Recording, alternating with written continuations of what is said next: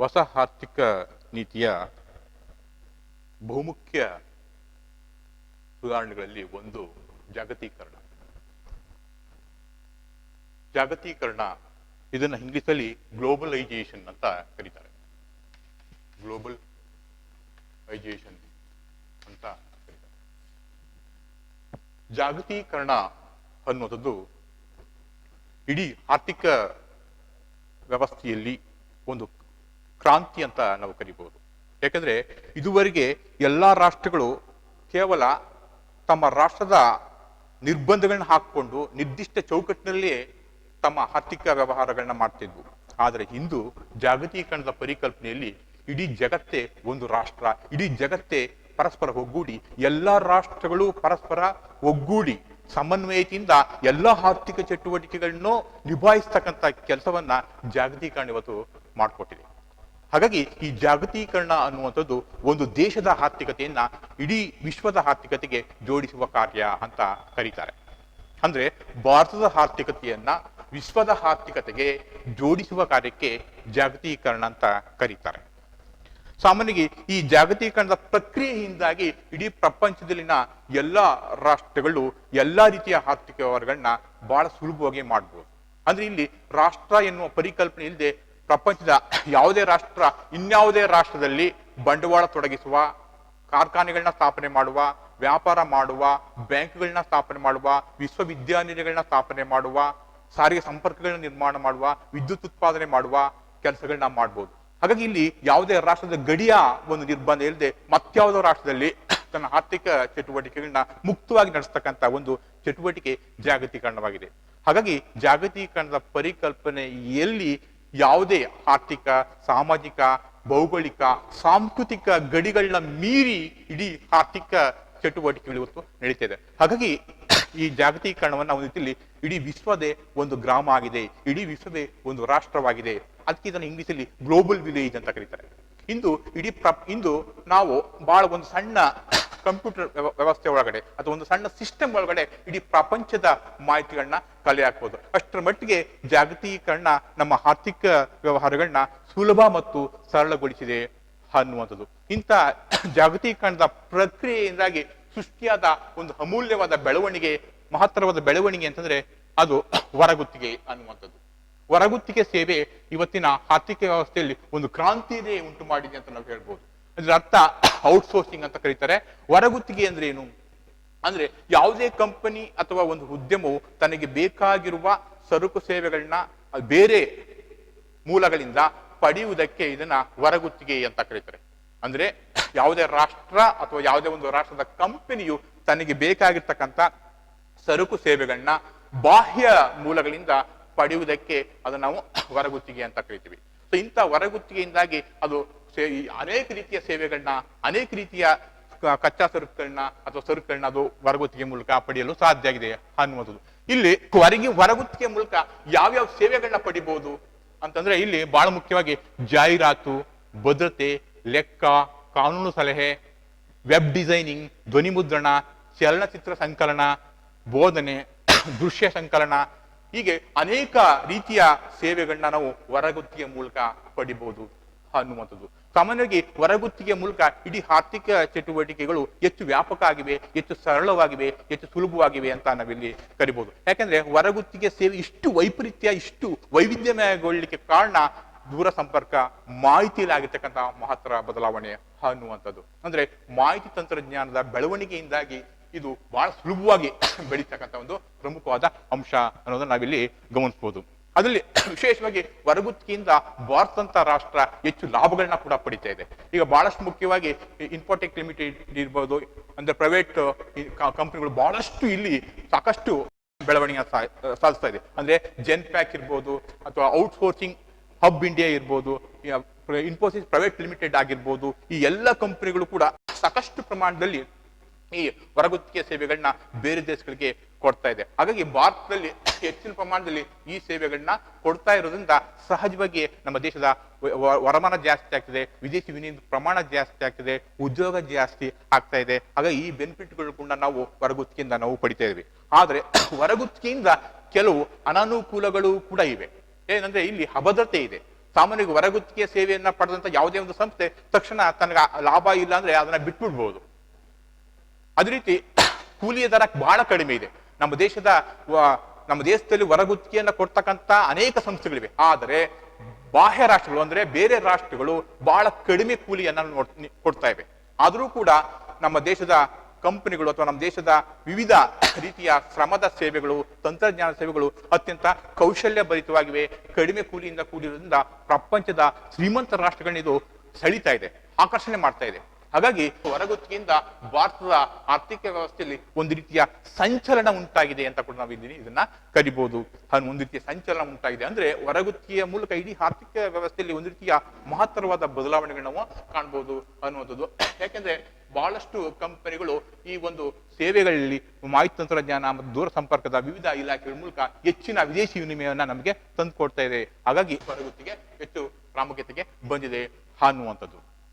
ಅದೇ ರೀತಿ ಜಾಗತಿಕ ಖಂಡದಲ್ಲಿ ಮತ್ತೊಂದು ಪ್ರಮುಖವಾದ ಬೆಳವಣಿಗೆ ಅಂದ್ರೆ ವಿಶ್ವ ವ್ಯಾಪಾರಿ ಸಂಘಟನೆಯ ಸ್ಥಾಪನೆ ಅನ್ನುವಂಥ WTO ವರ್ಲ್ಡ್ ಟ್ರೇಡ್ ಆರ್ಗನೈಸೇಷನ್ ಅಂತ ಕರೀತಾರೆ. ಈ ವಿಶ್ವ ವ್ಯಾಪಾರಿ ಸಂಘಟನೆ ಅದು 1995 ಜನವರಿ 1ರಂದು ಸ್ಥಾಪನೆ ಆಗುತ್ತೆ ಅನ್ನುವಂಥದ್ದು. ಆದ್ರೆ ಇದು ದಿಢೀರ್ ಉದ್ಭವ ಆದದ್ದಲ್ಲ.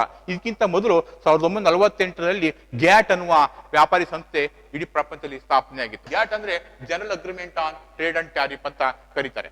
General agreement on trade and tariff ಅಂತ ಕರೀತಾರೆ. ಸುಂಕ ಮತ್ತು ವ್ಯಾಪಾರದ ಮೇಲಿನ ಸಾಮಾನ್ಯ ಒಪ್ಪಂದ ಅಂತ ಇದನ್ನ ಕರೀತಾರೆ. ಇದು ಪ್ರಾರಂಭದಲ್ಲಿ 1948ರಲ್ಲಿ ಕೇವಲ 23 ರಾಷ್ಟ್ರಗಳ ಸದಸ್ಯತ್ವದೊಂದಿಗೆ ಇದು ಸ್ಥಾಪನೆ ಆಯಿತು. ಆದರೆ ಗ್ಯಾಟ್ನ ಒಪ್ಪಂದಗಳು ಮತ್ತು ಗ್ಯಾಟ್ನ ಕಾರ್ಯಚಟುವಟಿಕೆಗಳು ಅಸಮಾಧಾನವನ್ನ ಮೂಡಿಸ್ತವೆ ಮತ್ತು ಬಹಳಷ್ಟು ಅಭಿವೃದ್ಧಿಶೀಲ ರಾಷ್ಟ್ರಗಳಿಗೆ ಇದು ಅಡ್ಡಿಯನ್ನ ಉಂಟು ಮಾಡುತ್ತೆ, ಅವುಗಳ ಬೆಳವಣಿಗೆಗೆ ತೊಡಕನ್ನ ಉಂಟು ಮಾಡುತ್ತೆ. ಹಾಗಾಗಿ ಇಲ್ಲಿ ಭಿನ್ನಾಭಿಪ್ರಾಯ ಉಂಟಾಗಿ 1986ರಿಂದ 94ರವರೆಗಿನ ಉರುಗ್ವೆಯ ಮಾತುಕತೆಯಲ್ಲಿ ವಿಫಲ ಆಗಿ ಕೊನೆಗೆ ವಿಶ್ವ ವ್ಯಾಪಾರಿ ಸಂಘಟನೆಯನ್ನ ಸ್ಥಾಪನೆಯನ್ನ ಮಾಡ್ತಾರೆ. ವಿಶ್ವ ವ್ಯಾಪಾರಿ ಸಂಘಟನೆ ಗ್ಯಾಟ್ನ ಆಧುನಿಕ ರೂಪ ಅಂತ ನಾವು ಇದನ್ನ ಕರಿಬಹುದು. ಅಂದ್ರೆ ಗ್ಯಾಟ್ನ ಬದಲಿಗೆ ವಿಶ್ವ ವ್ಯಾಪಾರಿ ಸಂಘಟನೆಯನ್ನ ಸ್ಥಾಪನೆ ಮಾಡಲಾಗುತ್ತೆ. ಇದರ ಮಹಾನಿರ್ದೇಶಕರು ರಾಬರ್ಟ್ ಅಜೆವೆಡೋ ಅಂತ ಇವರು 1900 ಅಂದ್ರೆ ರಾಬರ್ಟ್ ಅಜೆವೆಡೋ ಅನ್ನುವಂಥವ್ರು 2ನೇ ಅವಧಿಗೆ ಮಹಾನಿರ್ದೇಶಕರಾಗಿ ಮುಂದುವರಿದ್ದಾರೆ ಅನ್ನುವಂಥದ್ದು. ಅಂದ್ರೆ 2013ರಲ್ಲಿ ನೇಮಕ ಆಯ್ತು. ಆದ್ರೆ ನಂತರ 2014 ಮುಗಿತ್ತು. ತಿರ್ಗಾ 2017ರಿಂದ 2014ರಿಂದ 2017ರವರೆಗೆ ಇವರು ಅವಧಿ ಮುಗುತ್ತೆ. 2017ರಿಂದ ಇಲ್ಲಿವರೆಗೆ 2ನೇ ಅವಧಿಗೆ ಇವರು ಮಹಾನಿರ್ದೇಶಕರಾಗಿ ಇವರು ಮುಂದುವರಿತಾ ಇದ್ದಾರೆ. ಇದರ ಕೇಂದ್ರ ಕಚೇರಿ ಸ್ವಿಟ್ಜರ್ಲ್ಯಾಂಡಿನ ಜಿನಿವಾದಲ್ಲಿದೆ. 2 ವರ್ಷಕ್ಕೊಮ್ಮೆ ಇದು ಸಭೆಯನ್ನ ನಡೆಸುತ್ತೆ. ಸಚಿವ ಮಟ್ಟದ ಸಭೆಯನ್ನ 2 ವರ್ಷಕ್ಕೊಮ್ಮೆ ಇದು ನಡೀತಾ ಇದೆ. 164 ರಾಷ್ಟ್ರಗಳು ಇದರ ಸದಸ್ಯತ್ವವನ್ನು ಪಡ್ಕೊಂಡಿವೆ ಮತ್ತು ಇದು ಎಲ್ಲಾ ಸದಸ್ಯ ರಾಷ್ಟ್ರಗಳ ವಂತಿಗೆಯ ಮೂಲಕ ಇಡೀ ತನ್ನ ಕಾರ್ಯ ಚಟುವಟಿಕೆಗಳನ್ನು ಇದು ನಿರ್ವಹಿಸುತ್ತೆ ಅನ್ನುವಂಥದ್ದು. ಇಂಥ WTO ಉದ್ದೇಶ ಏನು ಅಂತಂದ್ರೆ ಅಂತಾರಾಷ್ಟ್ರೀಯ ವ್ಯಾಪಾರದಲ್ಲಿ ಪೈಪೋಟಿ ಸಾಮರ್ಥ್ಯವನ್ನು ಹೆಚ್ಚು ಮಾಡುವಂಥದ್ದು ಮತ್ತು ಅಂತಾರಾಷ್ಟ್ರೀಯ ವ್ಯಾಪಾರ ಇರ್ತಕ್ಕಂಥ ಸುಂಕ ಮತ್ತು ಸುಂಕೇತರ ಅಡೆತಡೆಗಳನ್ನ ನಿರ್ಮೂಲನೆ ಮಾಡುವಂಥದ್ದು, ಸದಸ್ಯ ರಾಷ್ಟ್ರಗಳಿಂದ ಭಿನ್ನಾಭಿಪ್ರಾಯಗಳನ್ನ ಬಗೆಹರಿಸುವಂಥದ್ದು ಮತ್ತು ಅಂತಾರಾಷ್ಟ್ರೀಯ ವ್ಯಾಪಾರವನ್ನ ಸುಗಮಗೊಳಿಸುವುದು, ಅಂತಾರಾಷ್ಟ್ರೀಯ ವ್ಯಾಪಾರದಲ್ಲಿನ ಏಕಸ್ವಾಮ್ಯವನ್ನ ಹೋಗಲಾಡಿಸುವುದು. ಅಂದ್ರೆ ಇದುವರೆಗೆ ಅಂತಾರಾಷ್ಟ್ರೀಯ ವ್ಯಾಪಾರದಲ್ಲಿ ಪಕ್ಷಪಾತ ನೀತಿ ಇತ್ತು. ಅಂದ್ರೆ ಕೆಲವೇ ಶ್ರೀಮಂತ ರಾಷ್ಟ್ರಗಳು ಇಡೀ ವಿದೇಶಿ ವ್ಯಾಪಾರವನ್ನ ಕಬಳಿಸ್ತಾ ಇದ್ವು. ಅದನ್ನ ಹೋಗಲಾಡಿಸಿ ನ್ಯಾಯಸಮ್ಮತವಾದ ವಿದೇಶಿ ವ್ಯಾಪಾರವನ್ನ ಜಾರಿಗೆ ತರಲು ಮತ್ತು ಎಲ್ಲಾ ರೀತಿಯ ಬಹುಪಕ್ಷೀಯ ವ್ಯಾಪಾರ ಒಪ್ಪಂದಗಳನ್ನ ಜಾರಿಗೆ ತರಲು ಇವುಗಳ ಮುಖ್ಯ ಉದ್ದೇಶ ಆಗಿದೆ. ವಿಶ್ವ ವ್ಯಾಪಾರಿ ಸಂಘಟನೆಯ ಮುಖ್ಯ ಉದ್ದೇಶ ಅಂದ್ರೆ ಏನು? ಬಹುಪಕ್ಷೀಯ ವ್ಯಾಪಾರ ಒಪ್ಪಂದಗಳನ್ನ ಜಾರಿಗೆ ತರುವುದು, ಅಂತಾರಾಷ್ಟ್ರೀಯ ವ್ಯಾಪಾರವನ್ನು ಸುಗಮಗೊಳಿಸುವುದು ಮತ್ತು ವಿದೇಶಿ ವ್ಯಾಪಾರದಲ್ಲಿನ ಸುಂಕ ಮತ್ತು ಸುಂಕೇತರ ನಿರ್ಬಂಧಗಳನ್ನ ರದ್ದು ಮಾಡುವುದು ಮತ್ತು ಸದಸ್ಯ ರಾಷ್ಟ್ರಗಳ ವಿದೇಶಿ ವ್ಯಾಪಾರದ ಬಿಕ್ಕಟ್ಟನ್ನ ನಿವಾರಣೆ ಮಾಡುವ ಉದ್ದೇಶದಿಂದ ಇದನ್ನ ಜಾರಿಗೆ ತರ್ತಾರೆ. WTO ಅಥವಾ ವಿಶ್ವ ವ್ಯಾಪಾರಿ ಸಂಘಟನೆಯ ಪ್ರಮುಖವಾದ ಕಾರ್ಯಗಳೇನು ಅಂತಂದ್ರೆ ಜಾಗತಿಕ ಸಂಪನ್ಮೂಲಗಳನ್ನ ದಕ್ಷವಾಗಿ ಬಳಸಿಕೊಳ್ಳುವಂಥದ್ದು. ಬಹಳ ಮುಖ್ಯವಾಗಿ ಜಾಗತಿಕ ಸಂಪನ್ಮೂಲಗಳನ್ನ ದಕ್ಷವಾಗಿ ಬಳಸಿಕೊಳ್ಳುವಂಥದ್ದು. ಎರಡನೇದು ಪ್ರತಿಯೊಂದು ಪರಿಸರ ಅಂದ್ರೆ ಪ್ರತಿಯೊಂದು ರಾಷ್ಟ್ರಗಳನ್ನ ಪರಿಸರ ಸಂರಕ್ಷಣೆಯನ್ನ ಇದು ಜಾರಿಗೆ ತರುತ್ತೆ. ಅಂದ್ರೆ ಜಾಗತಿಕ ಮಟ್ಟದಲ್ಲಿ ಪರಿಸರ ಸಂರಕ್ಷಣೆ ಕೂಡ ಇದರ ಜವಾಬ್ದಾರಿಯಾಗಿರುತ್ತೆ ಮತ್ತು ಸದಸ್ಯ ರಾಷ್ಟ್ರಗಳ ಬಿಕ್ಕಟ್ಟನ್ನ ನಿವಾರಣೆ ಮಾಡುವಂಥದ್ದು, ಸದಸ್ಯ ರಾಷ್ಟ್ರಗಳಲ್ಲಿ ಉಂಟಾಗಂತ ವಿದೇಶಿ ವ್ಯಾಪಾರದ ಬಿಕ್ಕಟ್ಟನ್ನ ನಿವಾರಣೆ ಮಾಡುವಂಥದ್ದು ಮತ್ತು ಅಭಿವೃದ್ಧಿಶೀಲ ರಾಷ್ಟ್ರಗಳ ಹಿತಾಸಕ್ತಿಯನ್ನ ಕಾಪಾಡುವಂಥದ್ದು, ಅಭಿವೃದ್ಧಿಶೀಲ ರಾಷ್ಟ್ರಗಳ ಹಿತಾಸಕ್ತಿಗಳನ್ನ ಕಾಪಾಡುವಂಥದ್ದು ಮತ್ತು ಕಾಲಕ್ಕೆ ವ್ಯಾಪಾರದಲ್ಲಿ ಉಂಟಾಗ್ತಕ್ಕಂಥ ಭಿನ್ನಾಭಿಪ್ರಾಯಗಳನ್ನ ಸೂಕ್ತ ನಿಯಮಗಳ ಮೂಲಕ ಅದನ್ನ ಸರಿಗೊಳಿಸುವಂತ ಕೆಲಸವನ್ನ ಈ ವಿಶ್ವ ವ್ಯಾಪಾರಿ ಸಂಘಟನೆ ಜಾರಿಗೆ ತರುತ್ತೆ ಅಥವಾ ವಿಶ್ವ ವ್ಯಾಪಾರ ಸಂಘಟನೆ ಬಹಳ ಪ್ರಮುಖವಾಗಿ ಇದನ್ನ ಅದು ಚಾಲ್ತಿಗೆ ತರುತ್ತೆ ಅನ್ನುವಂಥದ್ದು. ವಿಶ್ವ ವ್ಯಾಪಾರಿ ಸಂಘಟನೆ ಮೂಲಕ ಭಾರತ ಹೇಗೆ ತನ್ನ ಪಾತ್ರವನ್ನ ನಿರ್ವಹಿಸ್ತಾ ಇದೆ ಅನ್ನುವಂಥದ್ದು. ವಿಶ್ವ ವ್ಯಾಪಾರಿ ಸಂಘಟನೆ ಮತ್ತು ಭಾರತ ನೋಡಿ, ವಿಶ್ವ ವ್ಯಾಪಾರಿ ಸಂಘಟನೆಯ ಸ್ಥಾಪಕ ಸದಸ್ಯ ರಾಷ್ಟ್ರವಾಗಿ ಭಾರತ ಕೂಡ ಒಂದಾಗಿದೆ. ಯಾಕಂದ್ರೆ ಭಾರತ ಕೂಡ ವಿದೇಶಿ ವ್ಯಾಪಾರದಲ್ಲಿನ ಎಲ್ಲಾ ಒಪ್ಪಂದಗಳನ್ನ ಸಹಿ ಹಾಕಿ ಮತ್ತು ಉದಾರೀಕರಣವನ್ನ ಒಪ್ಪಿ ಅದು ಈ ಒಂದು ಜಾಗತೀಕರಣವನ್ನ ಅದು ಒಪ್ಕೊಂಡಿದೆ. ಹಾಗಾಗಿ ಈ ವಿಶ್ವ ವ್ಯಾಪಾರಿ ಸಂಘಟನೆಯ ಸದಸ್ಯ ರಾಷ್ಟ್ರವಾಗಿ ಎಲ್ಲಾ ರೀತಿಯ ನಿರ್ಬಂಧಗಳನ್ನ, ಎಲ್ಲಾ ರೀತಿಯ ಸುಂಕಗಳನ್ನ, ಅಡೆತಡೆಗಳನ್ನ ಅದು ರದ್ದು ಮಾಡುವುದ್ರ ಮೂಲಕ ಇಡೀ ವಿಶ್ವ ವ್ಯಾಪಾರಿ ಸಂಘಟನೆ ಒಪ್ಪಂದಗಳನ್ನ ಇದು ಜಾರಿಗೆ ತಂದಿದೆ ಅನ್ನುವುದು. ಅಂದ್ರೆ ವಿಶ್ವ ವ್ಯಾಪಾರಿ ಸಂಘಟನೆಯ ಎಲ್ಲ ಒಪ್ಪಂದಗಳಿಗೆ ಒಪ್ಪಿ ಸಹಿ ಹಾಕಿ ಇದು ತನ್ನ ಒಂದು ಪಾತ್ರವನ್ನ ನಿರ್ವಹಿಸ್ತಾ ಇದೆ. ಹಾಗಾಗಿ ವಿಶ್ವ ವ್ಯಾಪಾರಿ ಸಂಘಟನೆಯ ಸದಸ್ಯ ರಾಷ್ಟ್ರವಾಗಿ ಜಾಗತೀಕರಣದ ಎಲ್ಲ ನಿಯಮಗಳನ್ನ, ಎಲ್ಲ ಒಪ್ಪಂದಗಳನ್ನ ಜಾರಿಗೊಳಿಸುವುದರ ಮೂಲಕ ಇದು ಜಗತ್ತಿನ ಪ್ರಮುಖ ರಾಷ್ಟ್ರವಾಗಿ ಹೊರಹೊಮ್ಮಿದೆ ಅನ್ನುವಂಥದ್ದು. ಅದಷ್ಟೇ ಅಲ್ಲ, ಭಾರತ ಬಹಳಷ್ಟು ಅಭಿವೃದ್ಧಿಶೀಲ ರಾಷ್ಟ್ರಗಳ ಪರವಾಗಿ ಕೂಡ ಕೆಲಸ ಮಾಡುತ್ತೆ. ಅವಾಗ ಸಲಹೆಗಳನ್ನ ಕೊಡುವಂಥದ್ದು, ಸಭೆಗಳಲ್ಲಿ ಅಮೂಲ್ಯವಾದ ಸಲಹೆಗಳನ್ನ ಕೊಡುವ ಮೂಲಕ ಅಂತಾರಾಷ್ಟ್ರೀಯ ವ್ಯಾಪಾರದ ಉಂಟಾಗುವ ಬಿಕ್ಕಟ್ಟುಗಳನ್ನ ನಿವಾರಣೆ ಮಾಡುವಂಥದ್ದು ಮತ್ತು ವಿದೇಶಿ ವ್ಯಾಪಾರದಲ್ಲಿ ತನ್ನಲ್ಲಿ ಇರ್ತಕ್ಕಂಥ ಎಲ್ಲಾ ನಿರ್ಬಂಧಗಳನ್ನ, ಅಡೆತಡೆಗಳನ್ನ ಹೋಗಲಾಡಿಸುವುದರ ಮೂಲಕ ಪೈಪೋಟಿ ಸಾಮರ್ಥ್ಯ ಮತ್ತು ಆಧುನೀಕರಣವನ್ನ ಜಾರಿಗೆ ತರಲು ಭಾರತ ಪ್ರಯತ್ನವನ್ನ ಪಡ್ತಾ ಇದೆ ಅನ್ನುವಂಥದ್ದು. ಇದು ಭಾರತದ ಪ್ರಮುಖವಾದ ಒಂದು ಹೆಜ್ಜೆ ಅನ್ನುವಂಥದ್ದು. ಆದ್ರೆ WTO ಮತ್ತು ಭಾರತದ ನಡುವಿನ ಕೆಲವು ಸಂಬಂಧಗಳಲ್ಲಿ ಸ್ವಲ್ಪ ವ್ಯತ್ಯಾಸ ಇರೋದು ನಾವು ನೋಡ್ತೇವೆ. ಏನದು ಅಂದ್ರೆ ಬಹಳಷ್ಟು ಟೀಕಾಕಾರರು WTO ಅಭಿವೃದ್ಧಿಶೀಲ ರಾಷ್ಟ್ರಗಳಿಗೆ ಪಕ್ಷಪಾತ ಮಾಡ್ತಾ ಇದೆ ಅನ್ನುವಂಥದ್ದು. ಅಂದ್ರೆ ಕೇವಲ ಶ್ರೀಮಂತ ರಾಷ್ಟ್ರಗಳ ಪರವಾಗಿ ಮಾತ್ರ ಕೆಲಸ ಮಾಡ್ತಾ ಇದೆ, ಆದ್ರೆ ಭಾರತದಂತಹ ಅಭಿವೃದ್ಧಿಶೀಲ ರಾಷ್ಟ್ರಗಳಿಗೆ ಇದು ಏನು ಕೆಲಸ ಮಾಡ್ತಾ ಇಲ್ಲ, ಇದ್ರ ಪರವಾಗಿ ಕೆಲಸ ಮಾಡ್ತಾ ಇಲ್ಲ ಅನ್ನುವಂಥದ್ದು. ಏನದು ಅಂತಂದ್ರೆ ಭಾರತಂತ ರಾಷ್ಟ್ರಗಳ ಸರಕು ಸೇವೆಗಳನ್ನ ಮುಕ್ತವಾಗಿ ಶ್ರೀಮಂತ ರಾಷ್ಟ್ರಗಳು ಬರ್ಮಾಡ್ಕೊಡ್ತಾ ಇಲ್ಲ ಅನ್ನೋದು. ಅಂದ್ರೆ ಹೇಗೆ ಶ್ರೀಮಂತ ರಾಷ್ಟ್ರಗಳ ಸರಕು ಸೇವೆಗಳು ಅಭಿವೃದ್ಧಿಶೀಲ ರಾಷ್ಟ್ರಗಳಿಗೆ ಬರ್ತಾವೋ ಅದೇ ರೀತಿ ಭಾರತಂತ ಸರಕು ಸೇವೆಗಳನ್ನ ತನ್ನ ಮಾರುಕಟ್ಟೆಯಲ್ಲಿ ಇದು ಬರ್ಮಾಡ್ಕೊಳ್ತಾ ಇಲ್ಲ ಅನ್ನೋದು ಬಹಳ ಮುಖ್ಯವಾದ ಒಂದು ಆರೋಪ. ಆಮೇಲೆ ಶ್ರೀಮಂತ ರಾಷ್ಟ್ರಗಳು ಕೇವಲ ಆಮದು ಪರವಾನಗಿಗಳನ್ನ ಮತ್ತು ಸಹಾಯಧನಗಳನ್ನ ರದ್ದು ಮಾಡಿ ಅಂತ ಹೇಳುತ್ತೆ, ಆದ್ರೆ ತಾನೇ ಸ್ವತಃ ಸಹಾಯಧನಗಳನ್ನ ತನ್ನ ಉತ್ಪಾದಕರಿಗೆ ಕೊಡುತ್ತೆ. ಆದರೆ ಹಿಂದುಳಿದ ರಾಷ್ಟ್ರಗಳನ್ನ ಸಹಾಯಧನಗಳನ್ನ ರದ್ದು ಮಾಡುವ ಮೂಲಕ ಈ ರಾಷ್ಟ್ರಗಳು ಮತ್ತಷ್ಟು ಸಮಸ್ಯೆಗೆ ಸಿಲುಕುವಂತೆ ಮಾಡಿದೆ. ಹಾಗಾಗಿ ಇಲ್ಲಿ ಬಹಳ ಮುಖ್ಯವಾಗಿ ಗ್ಯಾಟ್ಸ್ ಅಂದ್ರೆ trade related intellectual property rights ಅಂದ್ರೆ ಟ್ರಿಪ್ಸ್, ಇದು ಅಂದ್ರೆ ಬೌದ್ಧಿಕ ಸ್ವಾಮ್ಯದ ಹಕ್ಕು. ಟ್ರಿಪ್ಸ್ ಅಂತ ಕರೀತಾರೆ ಇದನ್ನ. ಅಂದ್ರೆ ವ್ಯಾಪಾರಕ್ಕೆ ಸಂಬಂಧಪಟ್ಟ ಬೌದ್ಧಿಕ ಸ್ವಾಮ್ಯದ ಹಕ್ಕು, ವಿದೇಶಿ ವ್ಯಾಪಾರಕ್ಕೆ ಸಂಬಂಧಪಟ್ಟ ಬೌದ್ಧಿಕ ಸ್ವಾಮ್ಯದ ಹಕ್ಕು ಅಂತ ಕರೀತಾರೆ. ಈ ಒಪ್ಪಂದದಲ್ಲಿ ಭಾರತಕ್ಕೆ ಕೆಲವು ಸಮಸ್ಯೆಗಳಾಗಿರೋದು ನಾವು ನೋಡ್ಬೋದು. ಯಾಕೆಂದ್ರೆ 1970ರ ಭಾರತದ ಬೌದ್ಧಿಕ ಹಕ್ಕಿಗೆ ಸಂಬಂಧಪಟ್ಟಂತೆ ಇದು ತೊಡಕನ್ನ ಉಂಟು ಮಾಡ್ತಾ ಇದೆ. ಅಂದ್ರೆ ಭಾರತದ ಬಹಳಷ್ಟು ಸರಕು ಮತ್ತು ಸೇವೆಗಳ ಒಂದು ಬೌದ್ಧಿಕ ಹಕ್ಕುಗಳಿಗೆ ಸಂಬಂಧಪಟ್ಟಂತೆ ಭಿನ್ನಾಭಿಪ್ರಾಯ ಉಂಟಾಗಿ ಇದರ ವಿಚಾರದಲ್ಲಿ WTO ನಮ್ಮ ದೇಶಕ್ಕೆ ಅನ್ಯಾಯ ಮಾಡ್ತಾ ಇದೆ ಅನ್ನುವಂಥ ಆರೋಪ ಕೂಡ ಬಂದಿದೆ. ಅಂದ್ರೆ ಬೌದ್ಧಿಕ ಸ್ವಾಮ್ಯಕ್ಕೆ ಸಂಬಂಧಪಟ್ಟಂತೆ ನಮ್ಮ ದೇಶಕ್ಕೆ ಅನ್ಯಾಯ ಆಗಿದೆ ಅನ್ನುವಂಥ ಕೂಗು ಟೀಕಾಕಾರರಿಂದ ಬರ್ತಾ ಇದೆ. ಅಂದ್ರೆ ಬೌದ್ಧಿಕ ಸ್ವಾಮ್ಯ ಅಂದ್ರೆ ಗ್ರಂಥ ಸ್ವಾಮ್ಯ, ಕೆಲವು ಸರಕು ಸೇವೆಗಳ ಏಕಸ್ವಾಮ್ಯವನ್ನ ಕಾಪಾಡ್ತಕ್ಕಂಥ ಹಕ್ಕು ಇದು. ಯಾವುದೇ ಒಂದು ಹೊಸ ವಸ್ತುವನ್ನ ಕಂಡಿಡಿದ್ರೆ, ಹೊಸ ತಂತ್ರಜ್ಞಾನವನ್ನ ಕಂಡಿಡಿದ್ರೆ ಅದರ ಹಕ್ಕು ಅವ್ರಿಗೆ ಬರುತ್ತೆ. ಆದ್ರೆ ಭಾರತದಲ್ಲಿನ ಬಹಳಷ್ಟು ಗಿಡಮೂಲಿಕೆಗಳಾಗಿರ್ಬೋದು, ಭಾರತದ ತಂತ್ರಜ್ಞಾನಗಳಾಗಿರ್ಬೋದು, ಇವೆಲ್ಲವೂ ಕೂಡ ಭಾರತದ್ದೇ ಆಗಿರ್ಬೇಕು. ಆದ್ರೆ ಬಹಳಷ್ಟು ಸರಕು ಸೇವೆಗಳ ವಿಷಯದಲ್ಲಿ ಬೇರೆ ಶ್ರೀಮಂತ ರಾಷ್ಟ್ರಗಳು ತಮ್ಮವು ಅಂತ ಹೇಳ್ಕೊಂಡು ಹಕ್ಕನ್ನ ಪ್ರತಿಷ್ಠಾಪಿಸಲು ಹೋರಾಟ ಮಾಡ್ತೇವೆ. ಇಂಥ ವಿಚಾರದಲ್ಲಿ WTO ನಮಗೆ ಪಕ್ಷಪಾತ ಅಂದ್ರೆ ಅನ್ಯಾಯವನ್ನ ಮಾಡ್ತಾ ಇದೆ ಅನ್ನೋ ಆರೋಪ ಇಲ್ಲಿ ಬಂದಿದೆ. ಸೊ ಹೀಗೆ WTO ಮತ್ತು ಭಾರತ ನಡುವಿನ ಸಂಬಂಧದಲ್ಲಿ ಕೆಲವು ಅನುಕೂಲಗಳಾಗಿದ್ರು ಕೂಡ ಕೆಲವು ಅನನುಕೂಲ ಆಗಿದೆ. ಏನ್ರೆ ನಮ್ಮ ಸರಕು ಸೇವೆಗಳನ್ನ ಮುಕ್ತವಾಗಿ ಅವರು ತಗೋತಾ ಇಲ್ಲ ಒಂದು, ಮತ್ತು ಬೌದ್ಧಿಕ ಸ್ವಾಮ್ಯದ ಹಕ್ಕಿಗೆ ಸಂಬಂಧಪಟ್ಟಂತೆ ಅನ್ಯಾಯ ಆಗಿದೆ. ಹಾಗೂ ನಮ್ಮ ದೇಶದ ವಿದೇಶಿ ವ್ಯಾಪಾರದಲ್ಲಿ ಅದು ಬಹಳಷ್ಟು ಪಕ್ಷಪಾತಗಳನ್ನ ಅದು ಮಾಡ್ತಾ ಇದೆ ಅನ್ನುವಂಥದ್ದು. ಇದು WTOಗೆ ಸಂಬಂಧ ಮತ್ತು ಭಾರತಕ್ಕೆ ಸಂಬಂಧಪಟ್ಟಂತ ವಿಚಾರ ಅನ್ನುವಂಥದ್ದು. ನೆಕ್ಸ್ಟ್ ನಾವು ಸುಧಾರಣೆಗಳ ಕಾಲದಲ್ಲಿ ಭಾರತದ ಅರ್ಥವ್ಯವಸ್ಥೆ ಒಂದು ಮೌಲ್ಯಮಾಪನ ಅನ್ನುವಂಥದ್ದು. ಇದುವರೆಗೆ ನಾವು ಹೊಸ ಆರ್ಥಿಕ ನೀತಿಯನ್ನು ಜಾರಿಗೆ ತಂದು ಹೆಚ್ಚು ಕಡಿಮೆ 30 ವರ್ಷಗಳ ಹತ್ತಿರ ಬರ್ತಾ ಇದ್ವಿ. 1991 ಜುಲೈ ತಿಂಗಳಲ್ಲಿ ಜಾರಿಗೆ ಬಂದಂತಹ ಹೊಸ ಆರ್ಥಿಕ ನೀತಿ ಅಥವಾ ಆರ್ಥಿಕ ಸುಧಾರಣೆಗಳು ಇದುವರೆಗೆ 2020 ಅಂದ್ರೆ ಹೆಚ್ಚು ಕಡಿಮೆ 30 ವರ್ಷಗಳ ಅವಧಿಗೆ ನಾವು ಬರ್ತಾ ಇದೀವಿ. ಇಷ್ಟು ಅವಧಿಯಲ್ಲಿ ಭಾರತದ ಆರ್ಥಿಕ ವ್ಯವಸ್ಥೆಯ ವಿವಿಧ ಕ್ಷೇತ್ರಗಳಲ್ಲಿ ಯಾವ ರೀತಿ ಬದಲಾವಣೆ ಉಂಟಾಗಿದೆ, ಅದರಿಂದ ಲಾಭ ಆಗಿದೆ ನಮ್ಗೆ, ನಷ್ಟ ಆಗಿದೆ ನಮ್ಗೆ ಅನ್ನುವಂಥ ವಿಚಾರಗಳನ್ನ ನಾವು ಮಾಡ್ಬೇಕು. ಈ ವಿಚಾರಗಳನ್ನ ಮಾಡದೇ ಇದ್ರೆ ನಮ್ಮ ದೇಶದ ಆರ್ಥಿಕ ವ್ಯವಸ್ಥೆಯನ್ನು ಸುಧಾರಿಸುವ ಕೆಲಸ ಆಗಲ್ಲ. ಅದಕ್ಕೋಸ್ಕರ ನಾವು ಗಂಭೀರವಾಗಿ ಈ ಎಲ್ಲ ಬೆಳವಣಿಗೆಗಳನ್ನ ನಾವು ಗಮನಿಸಬೇಕಾಗತ್ತೆ. ಇಲ್ಲ ಅಂತಂದ್ರೆ ಆರ್ಥಿಕ ಪರಿಸ್ಥಿತಿಯ ಸಮಸ್ಯೆಗಳು ಮತ್ತೆ ಮುಂದುವರಿತಾನೆ ಇರ್ತವೆ, ಶ್ರೀಮಂತ ರಾಷ್ಟ್ರಗಳು ಮತ್ತೆ ಮುಂದುವರಿತಾನೆ ಇರ್ತವೆ, ಆದ್ರೆ ನಾವು ಮಾತ್ರ ಹಿಂದೆ ಹೋಗ್ಬೇಕಾಗುತ್ತೆ. ಹಾಗಾಗಿ ಇಂದು ನಾವು ಅತ್ಯಂತ ಸಂಕ್ರಮಣ ಕಾಲ ಅಂತ ಕರೀತಾರೆ, ಅತ್ಯಂತ ಗಂಭೀರವಾದ ಪರಿಸ್ಥಿತಿಯಲ್ಲಿ ನಾವು ಇವತ್ತು ಇದ್ದೀವಿ. ಹಾಗಾಗಿ ನಾವು ಇಂಥ ವಿಚಾರಗಳನ್ನ ನಾವು ಸೂಕ್ಷ್ಮವಾಗಿ ಗಮನಿಸಬೇಕಾಗುತ್ತೆ. ಇಲ್ಲಿ ಮೊದಲನೇದಾಗಿ GDP ಬೆಳವಣಿಗೆ ದರ. GDP ಅಂದ್ರೆ ಗ್ರಾಸ್ ಡೊಮೆಸ್ಟಿಕ್ ಪ್ರಾಡಕ್ಟ್ ಅಂತ ಕರೀತಾರೆ. ಅಂದ್ರೆ ಗ್ರಾಸ್ ಅಂದ್ರೆ ಒಟ್ಟು ದೇಶೀಯ ಬೆಳವಣಿಗೆ ದರ, GDP. ಒಟ್ಟು GDP ಅಂದ್ರೆ ಗ್ರಾಸ್ ಡೊಮೆಸ್ಟಿಕ್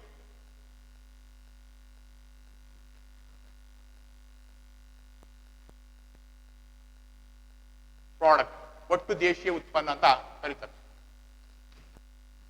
ಒಟ್ಟು ದೇಶೀಯ ಉತ್ಪನ್ನ ಅಂತ ಕರೀತಾರೆ ಕನ್ನಡದಲ್ಲಿ.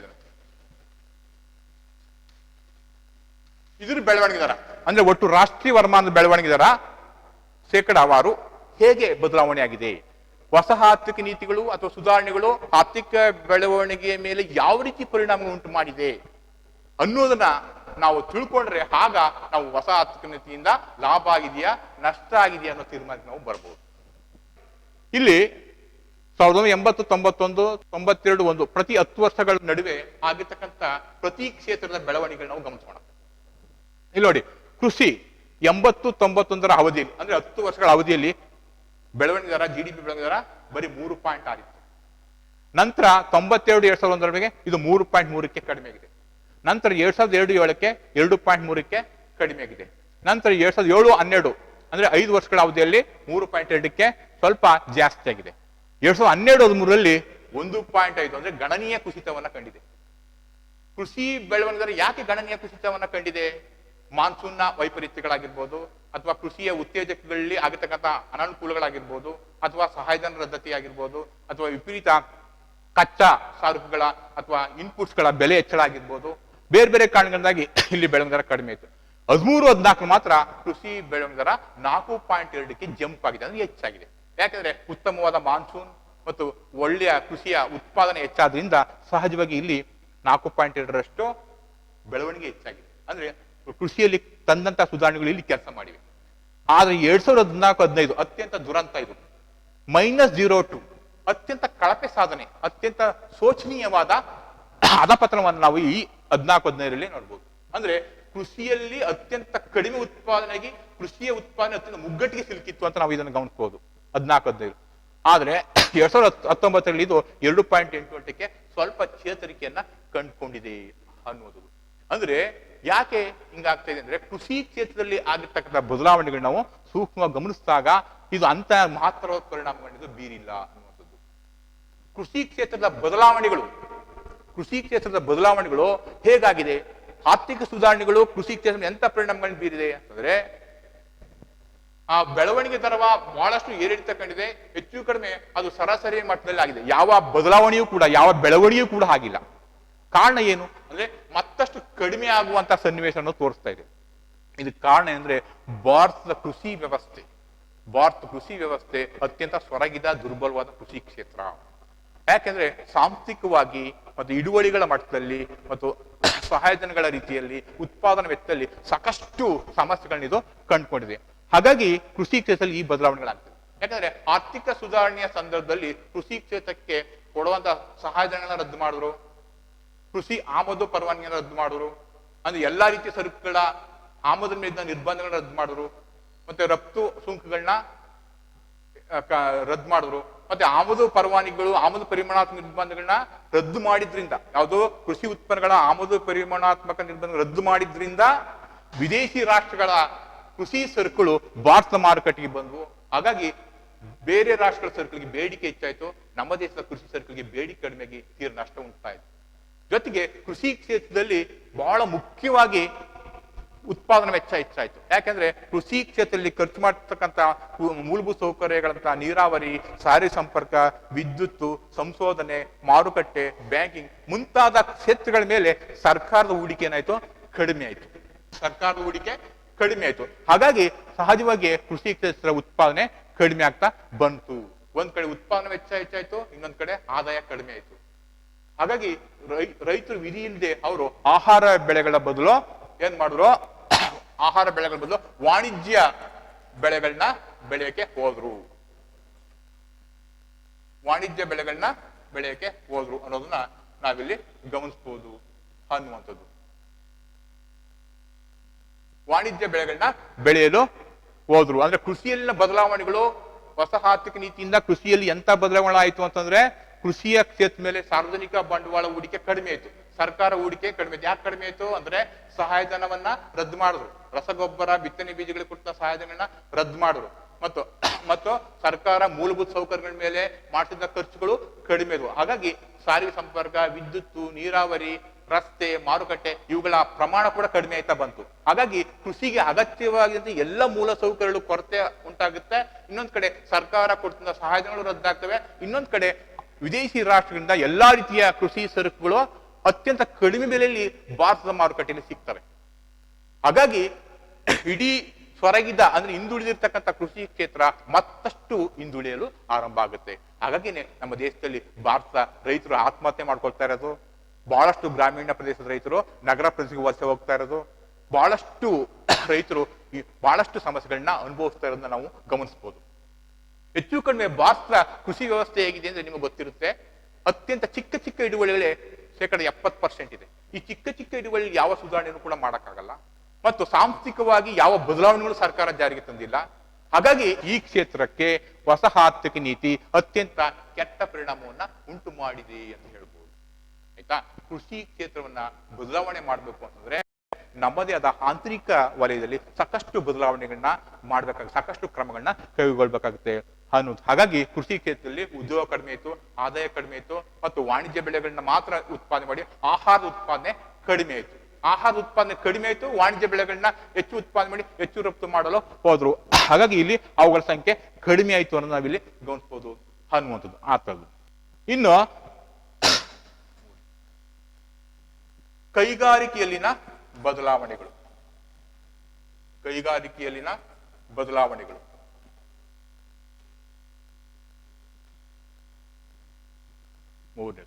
ಇಲ್ಲಿ ಕೈಗಾರಿಕಾ ಕ್ಷೇತ್ರ ನೋಡಿ, ಒಂದು ದೇಶದ ಆರ್ಥಿಕ ವ್ಯವಸ್ಥೆಯನ್ನ ಅಭಿವೃದ್ಧಿಪಡಿಸಬೇಕಾದ್ರೆ ಬಹುಮುಖ್ಯವಾದ ಕ್ಷೇತ್ರ ಅಂದ್ರೆ ಕೈಗಾರಿಕೆಗಳು. ಯಾಕಂದ್ರೆ ಆಧುನಿಕ ಉತ್ಪಾದನಾ ವಿಧಾನದ ಮೂಲಕ, ಆವಿಷ್ಕಾರದ ಮೂಲಕ, ಹೆಚ್ಚು ದಕ್ಷತೆಯ ಮೂಲಕ ಹೆಚ್ಚು ಉತ್ಪಾದನೆ ಮಾಡ್ಬೇಕಾದ್ರೆ ಕೈಗಾರಿಕೆಗಳು ಹೆಚ್ಚು ಹೊಸ ಆವಿಷ್ಕಾರಗಳನ್ನ ಅಳವಡಿಸ್ಕೋಬೇಕು. ಆಗ ಮಾತ್ರ ಕೈಗಾರಿಕೆಗಳಲ್ಲಿ ಪ್ರಗತಿಯನ್ನ ಸಾಧಿಸಬಹುದು ಅನ್ನುವಂಥದ್ದು. ಯಾಕಂದ್ರೆ ಯಾವುದೇ ಪ್ರಪಂಚದ ಶ್ರೀಮಂತ ರಾಷ್ಟ್ರವನ್ನು ನೋಡ್ಕೊಂಡಾಗ ಕೈಗಾರಿಕಾ ಪ್ರಧಾನ ರಾಷ್ಟ್ರಗಳೇ ಆಗಿರ್ತಾವು. ಯಾವ ರಾಷ್ಟ್ರ ಕೈಗಾರಿಕೆಯಲ್ಲಿ ಮುಂದುವರಿತೋ ಆ ರಾಷ್ಟ್ರನೇ ಶ್ರೀಮಂತ ರಾಷ್ಟ್ರ ಆಗ್ಲಿಕ್ಕೆ ಸಾಧ್ಯ ಆಗೋದು. ಆ ಹಿನ್ನೆಲೆಯಲ್ಲಿ ನಾವು ಕೈಗಾರಿಕಾ ನೀತಿಯನ್ನು ನೋಡ್ಬೇಕು. ಕೈಗಾರಿಕರಣ ಇಲ್ಲವೇ ವಿನಾಶ ಅಂತ ಸನ್ಮಾನ್ಯ ವಿಶ್ವೇಶ್ವರಯ್ಯ ಅವರು ಹೇಳಿದ್ರು. ಯೋಜನೆಯ ಪಿತಾಮಹ ವಿಶ್ವೇಶ್ವರಯ್ಯ ಅವರು ಏನಿರ್ತಾರೆ, ಕೈಗಾರೀಕರಣ ಇಲ್ಲವೇ ವಿನಾಶ ಅಂತ ಅವರು ಒಂದು ಘೋಷಣೆಯನ್ನೇ ಕೊಡ್ತಾರೆ. ಹಾಗಾಗಿ ನಮ್ಮ ದೇಶಕ್ಕೆ ಕೈಗಾರಿಕೆಯ ಮೇಲೆ ಎಂತ ಪರಿಣಾಮ ಬೀರಿದೆ ಅಂತ ನೋಡಿದಾಗ ನೋಡಿ, GDP 1980-91ರಲ್ಲಿ 7.1 ಇತ್ತು, 92-1ರಲ್ಲಿ 6. ಹೊಸ ಆರ್ಥಿಕ ನೀತಿ ಕೈಗಾರಿಕೆಗಳ ಬೆಳವಣಿಗೆ ಹೆಚ್ಚು ಮಾಡ್ಬೇಕಿತ್ತು, ಮಾಡಿದೆ. ಯಾವ್ದನ್ನ? GDP ಬೆಳವಣಿಗೆ ದರದಲ್ಲಿ ಇದು ಶೇರ್ 2007ಕ್ಕೆ 9 ಹೆಚ್ಚಾಗಿದೆ. ಅಂದ್ರೆ ಕೈಗಾರಿಕೆಗಳ ಬೆಳವಣಿಗೆಯಲ್ಲಿ ಸ್ವಲ್ಪ ಬದಲಾವಣೆ ಅಂದ್ರೆ ಸ್ವಲ್ಪ ಹೆಚ್ಚಳ ಆಗಿದೆ. ಅಂದ್ರೆ ಈ ಪಂಚವಾರ್ಷಿಕ ಯೋಜನೆ ಆಗಿದೆ. ಸೊ 2007-12ರಲ್ಲಿ 7 ಪಾಯಿಂಟ್ ಹಾಕಿ ಮತ್ತೆ ಕಡಿಮೆ ಆಯ್ತು. ಅಂದ್ರೆ ಕೈಗಾರಿಕಾ ಬೆಳವಣಿಗೆ ದರದಲ್ಲಿ ಏರಿಕೆಗಳು ನಾವು ಗಮನಿಸಬಹುದು. ಮತ್ತೆ 12-13ರಲ್ಲಿ 3.6ಕ್ಕೆ ಕಡಿಮೆ ಆಗಿದೆ. 13-14ರಲ್ಲಿ ಮತ್ತೆ 5ಕ್ಕೆ ತೀರಾ ಶೋಚನೀಯ, ತೀರಾ ಕಡಿಮೆ ಆಯ್ತು. 14-15ರಲ್ಲಿ 5.9ಕ್ಕೆ ಸ್ವಲ್ಪ ಜಾಸ್ತಿ ಆಯ್ತು. 2019ರಲ್ಲಿ 3.88ಕ್ಕೆ ಕುಸಿತ ಕಂಡಿದೆ. ಅಂದ್ರೆ ಕೈಗಾರಿಕೆಗಳ ಬೆಳವಣಿಗೆ ಕೂಡ ನಮ್ಮ ನಿರೀಕ್ಷೆಯನ್ನ ಅದು ತಲುಪಲಿಲ್ಲ. ಇಲ್ಲೂ ಕೂಡ ನಿರಾಶೆ ನಮಗೆ ಉಂಟಾಯ್ತು. ಯಾಕೆ ಹಿಂಗಾಯ್ತು? ಹೊಸ ಆರ್ಥಿಕ ನೀತಿ ಅಥವಾ ಉದಾರೀಕರಣದ ಲಾಭಗಳು ಎಲ್ಲೋಯ್ತು ಹಾಗಾದ್ರೆ? ಅಂದ್ರೆ ಭಾರತದ ಕೈಗಾರಿಕಾ ವ್ಯವಸ್ಥೆ, ರಕ್ಷಣಾ ಬದ್ಧ ಆರ್ಥಿಕ ವ್ಯವಸ್ಥೆಯನ್ನ ದಿಢೀರ್ ಅಂತಾರಾಷ್ಟ್ರೀಯ ಪೈಪೋಟಿಗೆ ಒಡ್ಡಿದಾಗ ನಮ್ಮ ದೇಶದ ಕೈಗಾರಿಕಾ ವ್ಯವಸ್ಥೆ ಬಹಳಷ್ಟು ಸಮಸ್ಯೆಗಳನ್ನ ಒಳಗೊಳ್ಳುತ್ತೆ. ಹಾಗಾಗಿ ಇಲ್ಲಿ ಬೆಳವಣಿಗೆ ದರದಲ್ಲಿ ಏರಿಳಿತಗಳು ಉಂಟಾಗಿದೆ ಅನ್ನೋದನ್ನ ನಾವಿಲ್ಲಿ ಗಮನಿಸಬಹುದು. ಏನದು ಅಂತಂದ್ರೆ, ಇದುವರೆಗೆ ಕೈಗಾರಿಕೆಗಳಿಗೆ ಸಹಾಯಧನಗಳನ್ನ ಕೊಡ್ತಾ ಇದ್ರು, ಕೈಗಾರಿಕೆಗಳಿಗೆ ರಕ್ಷಣೆ ಇತ್ತು, ಕೈಗಾರಿಕೆಗೆ ಮೂಲ ಸೌಕರ್ಯಗಳನ್ನ ಕೊಡ್ತಾ ಇದ್ರು. ಅದು ವಿಶೇಷವಾಗಿ ಕೈಗಾರಿಕೆಗಳಿಗೆ ಒಂದು ಆದ್ಯತೆಯನ್ನ ಕೊಡೋದ್ರ ಮೂಲಕ ಕೈಗಾರಿಕೆಗಳ ಬೆಳವಣಿಗೆ ಆದ್ಯತೆಯನ್ನು ಕೊಟ್ಟಿದ್ರು. ಆದ್ರೆ ದಿಢೀರ್ ಉದಾರೀಕರಣದಿಂದಾಗಿ ಅಂತಾರಾಷ್ಟ್ರೀಯ ಪೈಪೋಟಿಗೆ ಕೈಗಾರಿಕೆಗಳು ಸಿಲುಕದು ಮತ್ತು ಸಾರ್ವಜನಿಕ ವಲಯದ ಹೂಡಿಕೆಯನ್ನ ಕಡಿಮೆ ಮಾಡ್ತು. ಅಂದ್ರೆ ಸರ್ಕಾರ ಕೈಗಾರಿಕೆಗಳ ಮೇಲೆ ಬಂಡವಾಳ ಹಾಕೋದನ್ನ ವಾಪಸ್ ತೆಗೆಯಕ್ಕೆ ಶುರು ಮಾಡ್ತು. ಹಾಗಾಗಿ ಕೈಗಾರಿಕೆಗಳಿಗೆ ಅಗತ್ಯವಾಗಿರ್ತಕ್ಕಂಥ ಮೂಲ ಸೌಕರ್ಯಗಳು ಕೊರತೆ ಉಂಟಾದವು. ಮೂಲ ಸೌಕರ್ಯಗಳಂದ್ರೆ ಯಾವುದು? ಮೂಲ ಸೌಕರ್ಯಗಳು ಅಂತಂದ್ರೆ ನೀರಾವರಿ, ವಿದ್ಯುತ್ ಉತ್ಪಾದನೆ, ಸಾರಿಗೆ ಸಂಪರ್ಕಗಳು, ಬ್ಯಾಂಕಿಂಗು, ಮಾರುಕಟ್ಟೆ, ಇವುಗಳು ನಾವು ಮೂಲ ಸೌಕರ್ಯಗಳು. ಇವುಗಳ ಮೇಲೆ ಸರ್ಕಾರದ ಹೂಡಿಕೆ ಏನಾಯ್ತು? ಕಡಿಮೆ ಆಯ್ತು. ಹಾಗಾಗಿ ಕೈಗಾರಿಕೆಗಳಿಗೆ ಅಗತ್ಯವಾಗಿರ್ತಕ್ಕಂಥ ಮೂಲ ಸೌಲಭ್ಯಗಳ ಕೊರತೆ ಉಂಟಾಗುತ್ತೆ. ಇನ್ನೊಂದ್ ಕಡೆ ಸರಕುಗಳ ಉತ್ಪಾದನೆ ಹೆಚ್ಚಾಗುತ್ತೆ. ಇನ್ನೊಂದ್ ಕಡೆ ವಿದೇಶಿ ಪೈಪೋಟಿ ಉಂಟಾಗುತ್ತೆ. ಈ ಎಲ್ಲ ಕಾರಣಗಳಿಂದಾಗಿ ಇಡೀ ಕೈಗಾರಿಕಾ ಉತ್ಪಾದನೆಯಲ್ಲಿ ನಷ್ಟ ಹೆಚ್ಚಾಗಿ, ನಿರುದ್ಯೋಗ ಹೆಚ್ಚಾಗಿ, ಇಡೀ ಆದಾಯ ಕೂಡ ಕಡಿಮೆ ಆಗ್ತಾ ಹೋಗುತ್ತೆ. ಹಾಗಾಗಿ ಬಹಳಷ್ಟು ದೊಡ್ಡ ದೊಡ್ಡ ಕಾರ್ಖಾನೆಗಳು ಮುಚ್ಚಿ ಹೋಗ್ತವೆ. ಅದರಲ್ಲಿ ಟೆಕ್ಸ್ಟೈಲ್ ಕಂಪನಿಗಳಾಗಿರ್ಬೋದು, ವಾಹನಗಳ ಬಿಡಿ ಭಾಗಗಳ ತಯಾರಿಕೆ, ಉಪಕರಣಗಳ ತಯಾರಿಕೆ, ಹತ್ತಿ ಬಟ್ಟೆ ಕೈಗಾರಿಕೆ, ಈ ಕೈಗಾರಿಕೆಗಳು ಬಹಳಷ್ಟು ಕೈಗಾರಿಕೆಗಳು ತಮ್ಮ ಸ್ಥಾಪನೆಯನ್ನ ನಿಲ್ಲಿಸ್ತವೆ. ಮತ್ತು ಬಹಳಷ್ಟು ಸಣ್ಣ ಕೈಗಾರಿಕೆಗಳು, ಕರಕುಶಲ ಕೈಗಾರಿಕೆಗಳು ಕೂಡ ನಾಶ ಆಗ್ತವೆ. ಯಾಕಂದ್ರೆ ಇಲ್ಲಿ ದೊಡ್ಡ ಕೈಗಾರಿಕೆಗಳು ಸಣ್ಣ ಕೈಗಾರಿಕೆಗಳ ಮೇಲೆ ಪೈಪೋಟಿ ನಡೆಸ್ತಿದ್ವು. ಆದ್ರೆ ಇಲ್ಲಿ ವಿದೇಶಿ ಕೈಗಾರಿಕೆಗಳು ಇಡೀ ದೇಶದ ದೊಡ್ಡ ಮತ್ತು ಸಣ್ಣ ಕೈಗಾರಿಕೆಗಳ ಮೇಲೆ ಪೈಪೋಟಿ ನಡೆಸಿ ಆ ಎಲ್ಲ ಕಾರ್ಖಾನೆಗಳ ಮೇಲೆ ದುಷ್ಪರಿಣಾಮವನ್ನು ಉಂಟು ಮಾಡ್ತವೆ. ಹಾಗಾಗಿ ಇವತ್ತು ಕೈಗಾರಿಕೆಗಳು ತೀರ ನಷ್ಟವನ್ನು ಅನುಭವಿಸ್ತವೆ. ಕೆಲವು ಬಲಿಷ್ಠ ಉದ್ಯಮಗಳು ಮಾತ್ರ ಇವತ್ತು ಉತ್ಪಾದನೆಯನ್ನ ಮಾಡ್ತಾ ಇದೆ. ಕೆಲವು ಅಂದ್ರೆ ಯಾವ ಉದ್ಯಮಗಳು ಆಧುನಿಕ ತಂತ್ರಜ್ಞಾನ ಅಳವಡಿಸಿಕೊಂಡು ಅತ್ಯಂತ ದಕ್ಷ ಉತ್ಪಾದನಾ ವಿಧಾನ ಮೂಲಕ ಉತ್ಪಾದನೆ ಮಾಡ್ತಾ ಇದಾವೋ ಅವು ಮಾತ್ರ ತಮ್ಮ ಉತ್ಪಾದನೆ ಹೆಚ್ಚು ಮಾಡ್ತವೆ, ಅವು ಮಾತ್ರ ತಮ್ಮ ಬೆಳವಣಿಗೆಯನ್ನ ಹೆಚ್ಚು ಮಾಡ್ಕೊಂಡಿವೆ. ಹಾಗಾಗಿ ಬಹಳಷ್ಟು ಹಿಂದುಳಿದ ಕೈಗಾರಿಕೆಗಳು ಮತ್ತು ಬಹಳ ಮೂಲಭೂತ ಕೈಗಾರಿಕೆಗಳು ಸಂಪೂರ್ಣವಾಗಿ ಅವು ನಷ್ಟವನ್ನು ಅನುಭವಿಸ್ತವೆ. ಹಾಗಾಗಿ ಕೈಗಾರಿಕೆಗಳ ಬೆಳವಣಿಗೆಯಲ್ಲಿ ಸಾಕಷ್ಟು ವ್ಯತ್ಯಾಸವನ್ನು ನಾವು ಇಲ್ಲಿ ಗಮನಿಸಬಹುದು ಅನ್ನುವಂಥದ್ದು ಆಯ್ತಲ್ಲ. ಹಾಗಾಗಿ ಕೈಗಾರಿಕೆಗಳಲ್ಲಿ ಆದಂತ ಬದಲಾವಣೆಗಳು ಏನಪ್ಪಾ ಅಂದ್ರೆ, ದೇಶೀಯ ಕೈಗಾರಿಕೆಗಳು ತೀರ ನಷ್ಟವನ್ನು ಅನುಭವಿಸ್ತವೆ, ಸಣ್ಣ ಕೈಗಾರಿಕೆಗಳು ಸಂಪೂರ್ಣ ನಾಶ ಆಗ್ತವೆ. ಅಂದ್ರೆ ಬಹಳಷ್ಟು ಸಣ್ಣ ಕೈಗಾರಿಕೆಗಳು ನಷ್ಟವನ್ನು ಅನುಭವಿಸಿ ಕಾರ್ಖಾನೆಗಳನ್ನ ಮುಚ್ಚಿ ಹೋಗ್ತವೆ ಮತ್ತು ಉತ್ಪಾದನೆ ಪ್ರಮಾಣ ಕಡಿಮೆ ಆಗುತ್ತೆ, ಆದಾಯ ಪ್ರಮಾಣ ಕಡಿಮೆ ಆಗುತ್ತೆ, ಹೆಚ್ಚಿನ ನಷ್ಟ ಉಂಟಾಗುತ್ತೆ. ಹೀಗಾಗಿ ಇಡೀ ಕೈಗಾರಿಕಾ ಉತ್ಪಾದನೆ ವ್ಯವಸ್ಥೆಯಲ್ಲಿ ಒಂದು ರೀತಿಯ ಅಸಮತೋಲನ ಉಂಟಾಗುತ್ತೆ ಅನ್ನುವಂಥದ್ದು. ಹಾಗಾಗಿ ಇಲ್ಲಿ ಯಾವ ಕೈಗಾರಿಕೆಗಳು ಅನುಕೂಲ ಪಡ್ತೀವಿ ಅಂದ್ರೆ ಕೇವಲ ಆಟೋಮೊಬೈಲ್, ಇಂಜಿನಿಯರಿಂಗ್, ಸಾಫ್ಟ್ವೇರ್, ಮಾಹಿತಿ ತಂತ್ರಜ್ಞಾನ, ಇಂಥ ಕೆಲವು ಕೈಗಾರಿಕೆಗಳು ಮಾತ್ರ ಅಭಿವೃದ್ಧಿ ಆಗುವ ಹೊರತು ಬಹಳಷ್ಟು ಕಾರ್ಖಾನೆಗಳು ಹಿಂದುಳಿದಿವೆ ಅನ್ನೋದನ್ನ ನಾವು ಇಲ್ಲಿ ಗಮನಿಸಬಹುದು ಅನ್ನುವಂಥದ್ದು. ಇನ್ನು ಸೇವೆಗಳಲ್ಲಿ ನಾವು ಬಹಳ ಮುಖ್ಯವಾಗಿ ಗಮನಿಸೋದಾದ್ರೆ 1980-91ರಲ್ಲಿ 6.7ರಷ್ಟಿತ್ತು ಯಾವುದು ಸೇವೆಗಳ ಬೆಳವಣಿಗೆ ದರ. 92-2000ರಲ್ಲಿ 8.2ಕ್ಕೆ ಹೆಚ್ಚಾಯ್ತು. 2007ರಲ್ಲಿ 7 ಹೆಚ್ಚಾಯ್ತು. 2007-12ರಲ್ಲಿ 10ಕ್ಕೆ ಹೆಚ್ಚಾಯ್ತು. 2013ರಲ್ಲಿ 8.1ಕ್ಕೆ ಕಡಿಮೆ ಆಯ್ತು. 13-14ರಲ್ಲಿ 7.8ಕ್ಕೆ ಕಡಿಮೆ ಆಯ್ತು. 14-15 10.3ಕ್ಕೆ ಹೆಚ್ಚಾಯ್ತು. ಸೇವೆಗಳ ಬೆಳವಣಿಗೆ 14-15ರಲ್ಲಿ ಹೆಚ್ಚಾಗಿದೆ. 2019ರಲ್ಲಿ 7.5ಕ್ಕೆ ಇದು ಕಡಿಮೆಯಾಗಿದೆ ಅನ್ನುವಂಥದ್ದು. ಆದರೆ ಉದಾರೀಕರಣದಾಗಿ ಸೇವಾ ವಲಯದಲ್ಲಿ ಕೆಲವು ಪ್ರಮಾಣದ ಬದಲಾವಣೆಗಳು, ಕೆಲವು ಪ್ರಮಾಣದ ಲಾಭಗಳು ಆಗಿರೋದು ನಾವು ಗಮನಿಸಬಹುದು. ಸೇವಾ ವಲಯ ಅಂತಂದ್ರೆ ಏನು ಅಂತಂದ್ರೆ, ಇಲ್ಲಿ ಸಾರಿಗೆ ಸಂಪರ್ಕ, ವ್ಯಾಪಾರ, ವಾಣಿಜ್ಯ, ಬ್ಯಾಂಕಿಂಗು, ಮಾರುಕಟ್ಟೆ, ಸಂಶೋಧನೆ, ತಂತ್ರಜ್ಞಾನ, ಈ ಕ್ಷೇತ್ರಗಳನ್ನ ನಾವು ಸೇವಾ ವಲಯ ಅಂತ ಕರಿತೀವಿ. ಶಿಕ್ಷಣ, ಇವೆಲ್ಲವನ್ನು ಸೇವಾ ವಲಯ ಅಂತ ಕರಿತೀವಿ. ಈ ಸೇವೆಯಲ್ಲಿ ಸಾಕಷ್ಟು ಪ್ರಮಾಣದ ಬದಲಾವಣೆಗಳು ಆಗಿದೆ. ಅಂದ್ರೆ ಉದಾರೀಕರಣದಾಗಿ ಸೇವಾ ವಲಯದಲ್ಲಿ ಪ್ರಗತಿ ಆಗಿರೋದು ನಾವು ಗಮನಿಸಬಹುದು. ಆದ್ರೆ ನಿರೀಕ್ಷಿತಷ್ಟು ಆಗಿಲ್ಲ. ಹೆಚ್ಚು ಕಡಿಮೆ 6.7 ಇದ್ದು 80-90 6.7 ಇತ್ತು. ಈಗ ಹೆಚ್ಚು 2019 ಕೂಡ 7.5 ಆಗಿದೆ. ಅಂದ್ರೆ ಅಷ್ಟಾದ್ರೂ ಕೂಡ ಸೇವಾ ವಲಯದಲ್ಲಿ ಸ್ವಲ್ಪ ಪ್ರಮಾಣದ ಬದಲಾವಣೆಗಳು ನಾವು ಗಮನಿಸಬಹುದು ಅನ್ನುವಂಥದ್ದು. ಇನ್ನು ಒಟ್ಟು GDP ಬೆಳವಣಿಗೆ ದರ ಈ ಅವಧಿಯಲ್ಲಿ 91 2009 ಅವಧಿಯಲ್ಲಿ ಒಟ್ಟು GDP ಬೆಳವಣಿಗೆ ದರ 1980 91 ಅವಧಿಯಲ್ಲಿ 6.6 ಇತ್ತು. 92 2001 6.4ಕ್ಕೆ ಕಡಿಮೆ ಆಯಿತು. 2007 7.8ಕ್ಕೆ ಹೆಚ್ಚಾಯಿತು. 2007 12 8.2ಕ್ಕೆ ಹೆಚ್ಚಾಯಿತು. 2012 5.6ಕ್ಕೆ ತಿರ್ಗಾ ಕಡಿಮೆ ಆಯಿತು. 13 14 6.14 15 7.2ಕ್ಕೆ ಹೆಚ್ಚಾಯಿತು. 2019 6.1ಕ್ಕೆ ಮತ್ತೆ ಕಡಿಮೆ ಆಯಿತು. ಅಂದ್ರೆ ಒಟ್ಟು GDPಯ ಬೆಳವಣಿಗೆ ದರ ಇದೆಯಲ್ಲ, ಇದು ಕೂಡ ಏಕಪ್ರಕಾರವಾಗಿ ಇಲ್ಲ. ಉದಾರೀಕರಣದ ಪರಿಣಾಮಗಳು GDP ಬೆಳವಣಿಗೆ ದರದಲ್ಲಿ ಕೂಡ ಅಂಥ ಏನು ಮಹತ್ವದ ಪ್ರಭಾವವನ್ನ ಬೀರಿಲ್ಲ ಅಂತೇನೆ ಕೂಡ ನಾವಿಲ್ಲಿ ಬಹಳ ಸುಲಭವಾಗಿ ಇದನ್ನ ನಾವು ಗಮನಿಸಬಹುದು ಅನ್ನೋದು. ಅಂದ್ರೆ ಈ ಉದಾರೀಕರಣದ ಬಹಳಷ್ಟು ಅಂಶಗಳು ಮಹತ್ತರವಾದ ಬದಲಾವಣೆಗಳನ್ನ ನಾವು ತಂದೆ ಇಲ್ಲ ಅನ್ನುವಂಥ ಅಂಶಗಳನ್ನ ನಾವಿಲ್ಲಿ ಗಮನಿಸಬಹುದು ಅನ್ನುವಂಥದ್ದು. ಅಂದ್ರೆ ಇಲ್ಲಿ ನಾವು ಬಹಳ ಸುಲಭವಾಗಿ ಗಮನಿಸುವಂತ ಅಂಶಗಳು ಏನಂತಂದ್ರೆ, ಇಲ್ಲಿ ಸುಧಾರಣೆಗಳ ಅವಧಿಯಲ್ಲಿ ಅತ್ಯಂತ ಮಹತ್ವದ ಬೆಳವಣಿಗೆ ಅಂತ ನಾವು ಗಮನಿಸೋದಾದ್ರೆ ಕೆಲವು ಪ್ರಮುಖ ಅಂಶಗಳನ್ನ ನಾವಿಲ್ಲಿ ಪರಿಗಣಿಸಬಹುದು ಅನ್ನುವಂಥದ್ದು. ಅದರಲ್ಲಿ ವಿದೇಶಿ ಹೂಡಿಕೆ ಮತ್ತು ವಿನಿಮಯ ಮೀಸಲು ಅನ್ನುವಂಥದ್ದು. ವಿದೇಶಿ ಹೂಡಿಕೆ ಮತ್ತು ವಿನಿಮಯ ಮೀಸಲು.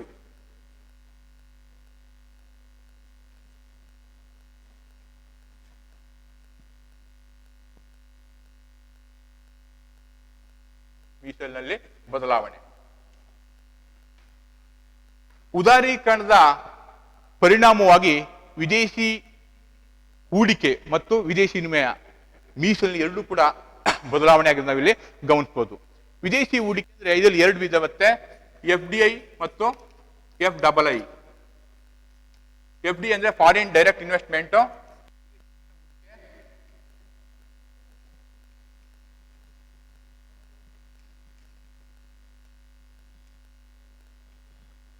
FII ಅಂದ್ರೆ ಫಾರಿನ್ ಇನ್ಸ್ಟಿಟ್ಯೂಷನಲ್ ಇನ್ವೆಸ್ಟ್ಮೆಂಟ್.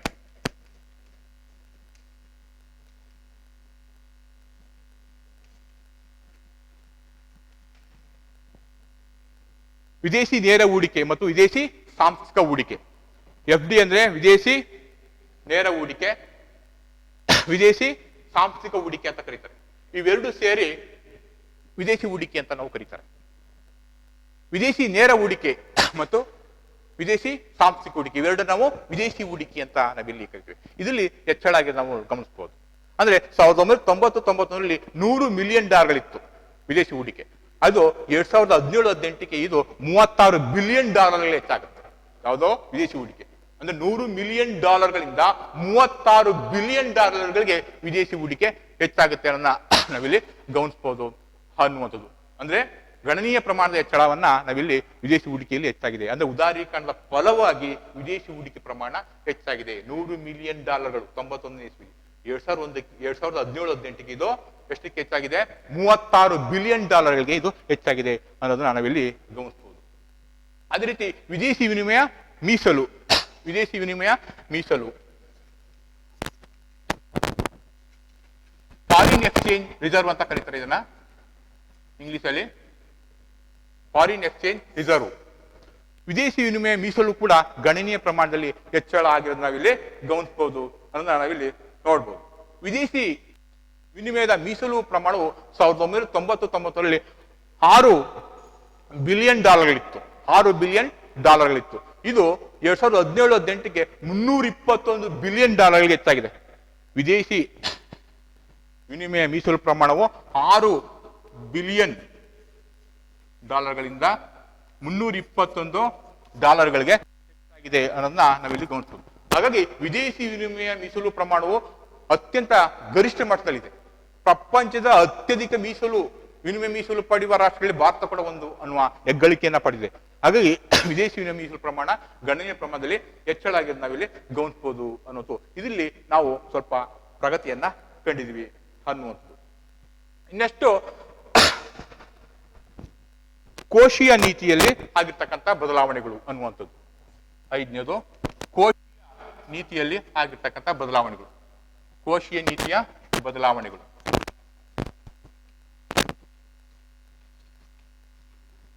ನೋಡಿ, ಸರ್ಕಾರ ಕೋಶ ನೀತಿಯಲ್ಲಿ ಕೆಲವು ಬದಲಾವಣೆಗಳನ್ನ ಮಾಡ್ತು. ಏನ್ ಬದಲಾವಣೆಗಳನ್ನ ಮಾಡ್ತು? ಪ್ರತ್ಯಕ್ಷ ತೆರಿಗೆಗಳನ್ನ ಕಡಿಮೆ ಮಾಡ್ತು, ಪರೋಕ್ಷ ತೆರಿಗೆಯಲ್ಲಿ ಸುಧಾರಣೆಯನ್ನು ಮಾಡ್ತು. ಪ್ರತ್ಯಕ್ಷ ತೆರಿಗೆಗಳನ್ನ ಕಡಿಮೆ ಮಾಡಿ ಆ ಮೂಲಕ ಆದಾಯನ ಹೆಚ್ಚಿಸಿಕೊಳ್ಳುವ, ಆ ಮೂಲಕ ಉಳಿತಾಯನ ಹೆಚ್ಚು ಮಾಡುವ, ಆ ಮೂಲಕ ಅನುಭವ ಸಾಮರ್ಥ್ಯ ಹೆಚ್ಚು ಮಾಡುವ ಕ್ರಮಕ್ಕೆ ಸರ್ಕಾರ ಮುಂದಾಗಿತ್ತು. ಆದ್ರೆ ದುರಂತ ಏನು ಅಂತಂದ್ರೆ, ತೆರಿಗೆಯಿಂದ ಆದಾಯ ಹೆಚ್ಚಾಗೋದು ಬಂದು ಆದಾಯ ಕಡಿಮೆ ಆಯ್ತು. ಯಾಕಂದ್ರೆ ತೆರಿಗೆ ತಪ್ಪಿಸಿಕೊಳ್ಳುವ ಪ್ರಮಾಣ ಕೂಡ ಹೆಚ್ಚಾಗ್ತಾ ಹೋಗುತ್ತೆ. ಹೀಗಾಗಿ ಸಾರ್ವಜನಿಕ ಆದಾಯ ಕಡಿಮೆ ಆಗುತ್ತೆ. ಸಾರ್ವಜನಿಕ ಆದಾಯ ಕಡಿಮೆ ಆಗೋದ್ರ ಮೂಲಕ ಸಾರ್ವಜನಿಕ ವೆಚ್ಚ ಕಡಿಮೆ ಆಗ್ತಾ ಹೋಗುತ್ತೆ. ಸಾರ್ವಜನಿಕ ವೆಚ್ಚ ಕಡಿಮೆ ಆಗೋದ್ರ ನೇರ ಪರಿಣಾಮ ದುರ್ಬಲ ವರ್ಗಗಳಿಗೆ, ಸಾಮಾಜಿಕ ವಲಯಗಳ ಮೇಲೆ ಆಗುತ್ತೆ. ಹಾಗಾಗಿ ಬಡತನ, ನಿರುದ್ಯೋಗ, ಅಸಹಾಯಕತೆ ಮತ್ತು ಅನಕ್ಷರತೆ ಮತ್ತು ಸಾಮಾಜಿಕ ನೈರ್ಮಲ್ಯ, ಕುಡಿಯುವ ನೀರು, ವಿದ್ಯುತ್ತು, ಆರೋಗ್ಯ, ಶಿಕ್ಷಣ ಇಂಥ ಚಟುವಟಿಕೆಗಳ ಮೇಲಿನ ವೆಚ್ಚ ಕೂಡ ಕಡಿಮೆ ಆಗ್ತಾ ಹೋಗುತ್ತೆ.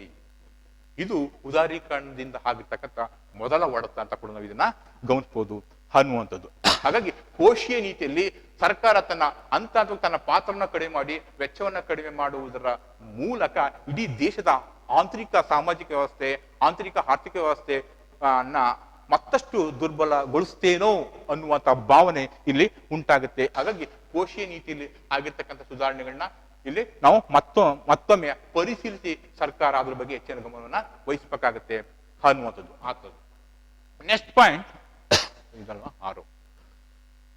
ನೆಕ್ಸ್ಟ್ ಹೂಡಿಕೆ ಹಿಂತೆಗೆತದಲ್ಲಿ ಆಗಿರ್ತಕ್ಕಂಥ ಬದಲಾವಣೆಗಳು.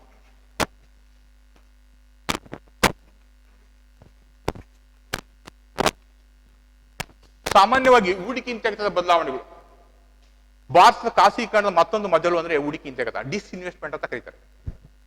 ಈ ಹೂಡಿಕೆ ಹಿಂತೆಗೆತ ಯಾಕೆ ಮಾಡ್ತಾರೆ ಅಂತಂದ್ರೆ, ಸಾರ್ವಜನಿಕ ಉದ್ಯಮಗಳ ದಕ್ಷತೆಯನ್ನು ಹೆಚ್ಚು ಮಾಡುವಂಥದ್ದು, ಹಣಕಾಸು ಶಿಸ್ತನ್ನ ಕಾಪಾಡುವಂಥದ್ದು, ಪೈಪೋಟಿನ ಹೆಚ್ಚು ಮಾಡುವಂಥದ್ದು, ಹೆಚ್ಚಾಗಿ ಇಡೀ ಉದ್ಯಮ ವಲಯದಲ್ಲಿ ಒಂದು ರೀತಿಯ ಆಧುನೀಕರಣವನ್ನ, ಆಧುನಿಕ ನೈಪುಣ್ಯತೆಯನ್ನು ಹೆಚ್ಚು ಮಾಡೋದು, ಆ ಮೂಲಕ ಲಾಭವನ್ನು ಹೆಚ್ಚು ಮಾಡುವಂಥದ್ದು, ಆ ಮೂಲಕ ದಕ್ಷತೆಯನ್ನು ಹೆಚ್ಚು ಮಾಡುವಂಥದ್ದು, ಆಧುನಿಕ ಸುಸಜ್ಜಿತ ಉದ್ಯಮಗಳನ್ನಾಗಿ ಮಾರ್ಪಡಿಸುವ ಉದ್ದೇಶದಿಂದ ಹೂಡಿಕೆ ಹಿಂತೆಗೆತವನ್ನ ಸರ್ಕಾರ ಘೋಷಣೆ ಮಾಡುತ್ತೆ. ಆದ್ರೆ ಇಲ್ಲಿ ಹೂಡಿಕೆ ಹಿಂತೆಗೆದ ಮೂಲಕ ಮಹತ್ವದ ಉದ್ಯಮಗಳನ್ನ ಸರ್ಕಾರ ಸಾರ್ವಜನಿಕರಿಗೆ ಮಾರಾಟ ಮಾಡ್ತಕ್ಕಂಥ ಪ್ರಕ್ರಿಯೆ ಕೂಡ ಇಲ್ಲಿ ಮಾಡಿದೆ. ಸಾಮಾನ್ಯವಾಗಿ 1991ರಲ್ಲಿ 3038 ಕೋಟಿ ಹಣವನ್ನ ಹೂಡಿಕೆ ಹಿಂತೆಗೆದ ಮೂಲಕ ತೆಗೆಯಲಾಗಿತ್ತು. ಇದು 2017-18ಕ್ಕೆ ಇದು 1,57 ಕೋಟಿಗೆ ಹೆಚ್ಚಾಗುತ್ತೆ. ಯಾವುದೋ ಹೂಡಿಕೆ ಹಿಂತೆಗೆತದ ಲಾಭ. ಯಾಕೆಂದ್ರೆ ಸುಮಾರು ಬಹಳಷ್ಟು ಉದ್ಯಮಗಳನ್ನ ಸರ್ಕಾರ ಖಾಸಗೀಕರಣ ಮಾಡುತ್ತೆ, ಅಂದ್ರೆ ಸಾರ್ವಜನಿಕವಾಗಿ ಮಾರಾಟ ಮಾಡುತ್ತೆ. ಅಂದ್ರೆ ಹೂಡಿಕೆ ಹಿಂತೆಗೆತ ಸಾರ್ವಜನಿಕ ಉದ್ಯಮಗಳ ಸಮಬಂಡವಾಳವನ್ನ ಸಾರ್ವಜನಿಕರಿಗೆ ಮಾರುವ ಪ್ರಕ್ರಿಯೆ. ಸಾರ್ವಜನಿಕ ಉದ್ಯಮಗಳ ಈಕ್ವಿಟಿ ಷೇರುಗಳನ್ನ ಸಾರ್ವಜನಿಕರಿಗೆ ಮಾರುವುದನ್ನ ನಾವು ಹೂಡಿಕೆ ಹಿಂತೆಗೆತ ಅಂತ ಕರಿತೀವಿ. ಇಲ್ಲಿ ಬಹಳಷ್ಟು HPCL, Hindustan petrochemical limited, IPCL, Hindustan petrochemical limited, ಅಂದ್ರೆ ಇಂಡಿಯನ್ ಪೆಟ್ರೋಕೆಮಿಕಲ್ ಲಿಮಿಟೆಡ್ ಮತ್ತು ಬಹಳಷ್ಟು ಬಲಿಷ್ಠ ಉದ್ಯಮಗಳನ್ನ ಸರ್ಕಾರ ಇಲ್ಲಿ ಖಾಸಗಿಯವರಿಗೆ ಮಾರಾಟ ಮಾಡ್ತಾ ಇದೆ. ಇದು ಹೂಡಿಕೆ ಹಿಂತೆಗೆತ ಒಂದು ರೀತಿಯಲ್ಲಿ ನಮ್ಮ ದೇಶಕ್ಕೆ ಹೆಚ್ಚಿನ ಒಂದು ಲಾಭವನ್ನ ತಂದುಕೊಡೋದ್ರ ಬದಲು ನಷ್ಟವನ್ನು ಕೂಡ ಮಾಡ್ತಾ ಇದೆ ಅನ್ನೋದನ್ನ ಕೆಲವು ಟೀಕಾಕಾರರು ಹೇಳ್ತಾರೆ. ಯಾಕಂದ್ರೆ ಬಲಿಷ್ಠ ಸಾರ್ವಜನಿಕ ಉದ್ಯಮಗಳನ್ನು ಖಾಸಗಿಯವರಿಗೆ ಮಾರ್ತಾ ಇದೆ ಒಂದು. ಎರಡನೇದು, ಕಡಿಮೆ ಬೆಲೆಗೆ ಅದನ್ನು ಮಾರ್ತಾ ಇದೆ ಅನ್ನುವಂಥದ್ದು. ಖಾಸಗಿಯವರಿಗೆ ತಾವು ಬೇಕಾದಂತೆ ಕಡಿಮೆ ಬೆಲೆಗೆ ಮಾರುವುದರ ಮೂಲಕ ದಕ್ಷ ಸಾರ್ವಜನಿಕ ಉದ್ಯಮಗಳನ್ನಿದು ಏನ್ ಮಾಡ್ತಾ ಇದೆ, ಖಾಸಗಿಯವರಿಗೆ ಮಾರೋದ್ರಿಂದ ನಮಗೆ ನಷ್ಟ ಉಂಟಾಗ್ತಾ ಇದೆ ಅನ್ನುವಂಥದ್ದು. ಮೂರನೇದು, ಅದಕ್ಷ ನಿರ್ವಹಣೆ. ಈ ಹೂಡಿಕೆ ಹಿಂತೆಗೆದ ಕಾರ್ಯಕ್ರಮ ಪರಿಣಾಮಕಾರಿಯಾಗಿ ಜಾರಿ ಆಗ್ತಾ ಇಲ್ಲ, ಅಂದ್ರೆ ಪಾರದರ್ಶಕವಾಗಿ ಈ ಕಾರ್ಯಕ್ರಮವನ್ನ ಜಾರಿಗೆ ತರೋದೇ ಇರೋದ್ರಿಂದ ಹೆಚ್ಚಿನ ನಷ್ಟ ಉಂಟಾಗ್ತಾ ಇದೆ ಅನ್ನುವಂಥದ್ದು. ಹಾಗಾಗಿ ಅತ್ಯಂತ ಲಾಭದಲ್ಲಿರ್ತಕ್ಕಂಥ ಸಾರ್ವಜನಿಕ ಉದ್ಯಮಗಳನ್ನ ಕೂಡ ಖಾಸಗೀಕರಣ ಮಾಡ್ತಾ ಇರೋದ್ರಿಂದ ಕೈಗಾರಿಕೆಗಳಲ್ಲಿ ಅಸಮಾನತೆ ಉಂಟಾಗಿದೆ ಅನ್ನುವಂಥ ಭಾವನೆಯನ್ನ ಟೀಕಾಕಾರರು ಹೇಳ್ತಾರೆ ಅನ್ನುವಂಥದ್ದು. ಹಾಗಾಗಿ ಈ ಎಲ್ಲ ಅಂಶಗಳು ಭಾರತದ ಆರ್ಥಿಕ ನೀತಿ ಮೇಲೆ ಯಾವ ರೀತಿ ಪರಿಣಾಮಗಳನ್ನ ಉಂಟು ಮಾಡ್ತು ಅಂತ ನಾವು ಗಮನಿಸ್ತಿದ್ದಾದ್ರೆ, ಹೊಸ ಆರ್ಥಿಕ ನೀತಿಯಿಂದಾಗಿ ಬಹಳಷ್ಟು ಕ್ಷೇತ್ರಗಳಲ್ಲಿ ನಿರೀಕ್ಷಿತ ಪ್ರಗತಿ ಆಗೇ ಇಲ್ಲ ಅನ್ನುವಂಥದ್ದು. ಯಾಕಂದ್ರೆ ಹೊಸ ಆರ್ಥಿಕ ನೀತಿ ಇಡೀ ದೇಶದ ಆರ್ಥಿಕ, ಸಾಮಾಜಿಕ, ರಾಜಕೀಯ ಅಥವಾ ಸಾಂಸ್ಕೃತಿಕ ವಲಯಗಳಲ್ಲಿ ಸಾಕಷ್ಟು ಸಂಚಲನ ಉಂಟು ಮಾಡಬೇಕಾಗಿತ್ತು. ಆದರೆ ಇದು ಕೇವಲ ಪಾರ್ಷಿಯಲ್ ಡೆವಲಪ್ಮೆಂಟ್, ಅಂದ್ರೆ ಭಾಗಶಃ ಅಭಿವೃದ್ಧಿಗೆ ಮಾತ್ರ ಕಾರಣ ಆಯಿತು. ಇದು ಅಂತಾರಾಷ್ಟ್ರೀಯ ವ್ಯಾಪಾರಿ ಬಿಕ್ಕಟ್ಟನ್ನ ಹೋಗಲಾಡಿಸಲು ಆ ಕ್ಷಣಕ್ಕೆ ಜಾರಿಗೆ ತಂದ ಕಾರ್ಯಕ್ರಮ ಆಗಿತ್ತೆ ಹೊರತು ದೇಶದ ಆರ್ಥಿಕ ರಚನೆಯನ್ನ, ಆಂತರಿಕ ಕೈಗಾರಿಕೆಗಳನ್ನ, ಕೃಷಿಯನ್ನ ಬದಲಾವಣೆ ಮಾಡುವ ಕಾರ್ಯಕ್ರಮ ಆಗಿರಲಿಲ್ಲ. ಯಾಕೆಂದ್ರೆ ಕೇವಲ ಇದು ಆ ಕ್ಷಣದ ತಕ್ಷಣದ ಸಮಸ್ಯೆನ ಬಗೆಹರಿಸಿಕೊಳ್ಳಿಕ್ಕೆ ತಂದಂತಹ ಕಾರ್ಯಕ್ರಮ ಆಗಿತ್ತೆ ಹೊರತು ಇದು ಯಾವುದೇ ಕಾರಣ ಕೂಡ ಭಾರತದಂತಹ ಆರ್ಥಿಕ ವ್ಯವಸ್ಥೆಗೆ, ಭಾರತದಂತಹ ಆರ್ಥಿಕ ಸಮಸ್ಯೆಗಳಿಗೆ ಪರಿಹಾರ ಅಲ್ಲ ಅನ್ನುವಂಥ ಅಂಶವನ್ನ ಇವತ್ತಿನ ತಜ್ಞರು ಹೇಳ್ತಾ ಇದ್ದಾರೆ. ಹಾಗಾಗಿ ಇವತ್ತಿನ ಆರ್ಥಿಕ ಅಸಮಾನತೆಯೇ ಆರ್ಥಿಕ ಬಿಕ್ಕಟ್ಟಿಗೆ ಅಥವಾ ವಿದೇಶಿ ವ್ಯಾಪಾರ ಬಿಕ್ಕಟ್ಟಿಗೆ ಕಾರಣನೇ ಹೊರತು ಅಂತಾರಾಷ್ಟ್ರೀಯ ವಿದ್ಯಮಾನಗಳಲ್ಲ ಅನ್ನುವಂಥ ಅಂಶ ಕೂಡ ಇವತ್ತು ಬೆಳಕಿಗೆ ಬರ್ತಾ ಇದೆ. ಯಾಕಂದ್ರೆ ಇವತ್ತು ಅನುಭೋಗ ಯಾವ್ದು ಹೆಚ್ಚಾಗಿದೆ ಅಂದ್ರೆ ಕೇವಲ ಅಧಿಕ ಆದಾಯ ಇರುವ ಶ್ರೀಮಂತರ ಆದಾಯ ಹೆಚ್ಚಾಗಿದೆ, ಅವರ ಅನುಭೋಗ ಹೆಚ್ಚಾಗಿದೆ. ಕೆಲವೇ ಪ್ರತಿಷ್ಠಿತ ವರ್ಗದ ಅನುಭೋಗ ವೆಚ್ಚ ಹೆಚ್ಚಾಗಿದೆ. ಇವತ್ತು ಬಹುಸಂಖ್ಯಾತ ಬಡವರ, ಬಹುಸಂಖ್ಯಾತ ಮಧ್ಯಮ ವರ್ಗಗಳ, ಬಹುಸಂಖ್ಯಾತ ಜನರ ಆದಾಯ ಹೆಚ್ಚಾಗಿಲ್ಲ, ಅನುಭೋಗ ಹೆಚ್ಚಾಗಿಲ್ಲ. ಆ ಮೂಲಕ ಸರಕು ಸೇವೆಗಳ ಒಂದು ವಹಿವಾಟು ಜಾಸ್ತಿ ಆಗಿಲ್ಲ. ಹೆಚ್ಚಾಗಿ ಇವತ್ತು ಭಾರತ ಬಹುತೇಕ ವಿದೇಶಿ ವಸ್ತುಗಳ ಮಾರುಕಟ್ಟೆಯಾಗಿದೆ ಹೊರತು ನಮ್ಮ ದೇಶದ ವಸ್ತುಗಳ ಮಾರುಕಟ್ಟೆಯಾಗಲಿ, ನಮ್ಮ ದೇಶದ ವಸ್ತುಗಳ ಉತ್ಪಾದನೆ ಆಗಲಿ, ಮಾರಾಟ ಆಗಲಿ, ವಹಿವಾಟು ಆಗಲಿ, ಸೇವೆಗಳ ವೈವಿಧ್ಯತೆ ಆಗಲಿ, ವ್ಯಾಪಕ ಪ್ರಚಾರ ಆಗಲಿ ಹಾಗೇ ಇಲ್ಲ. ಹಾಗಾಗಿ ಉದಾರೀಕರಣ ಎಲ್ಲೋ ಒಂದ್ ಕಡೆ ಭಾಗಶವಾಗಿ ಪರಿಣಾಮ ಬೀರಿದೆ ಹೊರತು ಇಡೀ ದೇಶದ ಆರ್ಥಿಕ ರಚನೆಯನ್ನ ಇದು ಹೊಸದಾಗಿ ಇದು ಸೃಷ್ಟಿ ಮಾಡಿಲ್ಲ ಅನ್ನುವಂಥ ಅಂಶ. ಹಾಗಾಗಿ ಭಾರತದ ಆರ್ಥಿಕ ವ್ಯವಸ್ಥೆಯನ್ನು ಸರಿಪಡಿಸ್ಬೇಕು ಅಂದ್ರೆ, ಸಮಸ್ಯೆಗಳನ್ನ ಹೋಗ್ಲಾಡಿಸ್ಬೇಕು ಅಂತಂದ್ರೆ ಭಾರತ ಇನ್ನೂ ಕೂಡ ಕಾಲ ಮಿಂಚಿಲ್ಲ. ಆರ್ಥಿಕ ನೀತಿಯಲ್ಲಿ ಗಣನೀಯವಾದ ಮಾರ್ಪಾಡುಗಳನ್ನ ಮಾಡೋದ್ರ ಮೂಲಕ ದೇಶದ ಆರ್ಥಿಕ ವ್ಯವಸ್ಥೆಯಲ್ಲಿರ್ತಕ್ಕಂಥ ಕೃಷಿ, ಕೈಗಾರಿಕೆ, ಮೂಲಭೂತ ಸೌಕರ್ಯಗಳಿರ್ತಕ್ಕಂಥ ಕೆಲವೊಂದು ಬದಲಾವಣೆಗಳನ್ನ ತರಬೇಕಾಗುತ್ತೆ. ಅಂದ್ರೆ ರಚನಾತ್ಮಕ ಬದಲಾವಣೆಗಳು ತರಬೇಕಾಗುತ್ತೆ, ಸಾಂಸ್ಥಿಕ ವ್ಯವಸ್ಥೆಯಲ್ಲಿ ಬದಲಾವಣೆಗಳು ತರಬೇಕಾಗುತ್ತೆ.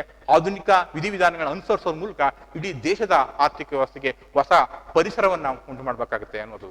ಹಾಗಾಗಿ ಅಂತಾರಾಷ್ಟ್ರೀಯ ಪೈಪೋಟಿಗೆ ನಿಲುಕುವಂತ ಆರ್ಥಿಕ ಪರಿಸರ ನಮ್ಮಲ್ಲಿ ಇನ್ನೂ ಸೃಷ್ಟಿಯಾಗಿಲ್ಲ. ಅಂತಾರಾಷ್ಟ್ರೀಯ ಪೈಪೋಟಿ ಒಬ್ಬ ಬಲಿಷ್ಠ ವ್ಯಕ್ತಿಯ ನಡುವೆ ಒಬ್ಬ ದುರ್ಬಲ ವ್ಯಕ್ತಿಯನ್ನ ಕುಸ್ತಿ ಮಾಡುವಂತ ನಿಲ್ಲಿಸಲು ಹೇಗಾಗುತ್ತೋ ಹಾಗಾಗಿದೆ ಇವತ್ತು ಭಾರತದ ಪರಿಸ್ಥಿತಿ.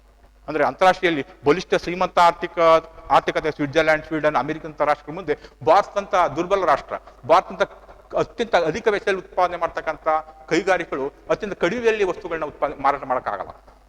ಹಾಗಾಗಿ ಸರಕುಗಳ ಪೈಪೋಟಿಗೆ ನಿಲುಕಿದೆ ನಮ್ಮ ದೇಶದ ಕೈಗಾರಿಕೆಗಳು ಇವತ್ತು ನಾಶ ಆಗ್ತವೆ.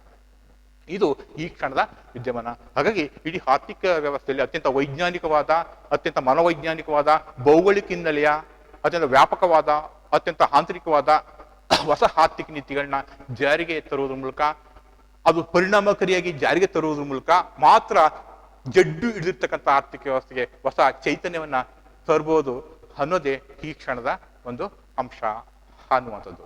Okay, thank you.